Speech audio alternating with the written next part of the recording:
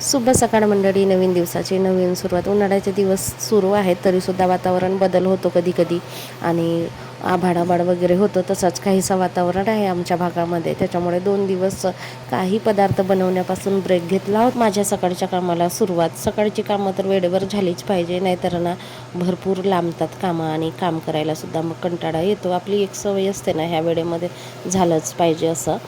त्यामुळे आणि मग रात्रीचा भरपूर उरलेला भात होता म्हणून भात फ्राय करून दिला, चहा पण ठेवून दिला आणि घरातली कामं माझी सगळीच झाली होती.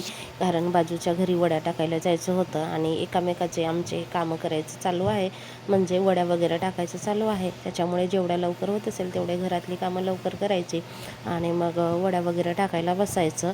कारण ही कामं अशी आहे जरा लांबलचक, भरपूर वेळ लागतो ह्या गोष्टीला.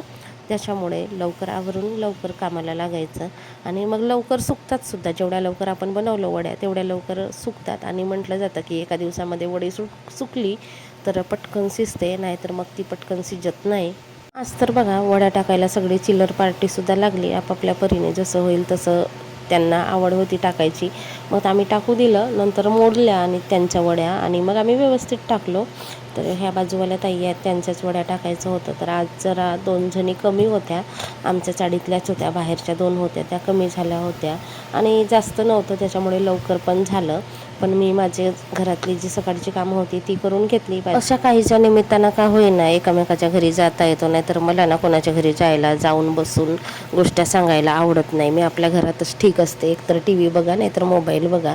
असं कोणाच्या घरात सारखं जाऊन बसायचं किंवा बसायचं ही मला सवय नाही आहे. आपल्या दारात बसायचं आणि गप्पा गोष्टी करायच्या.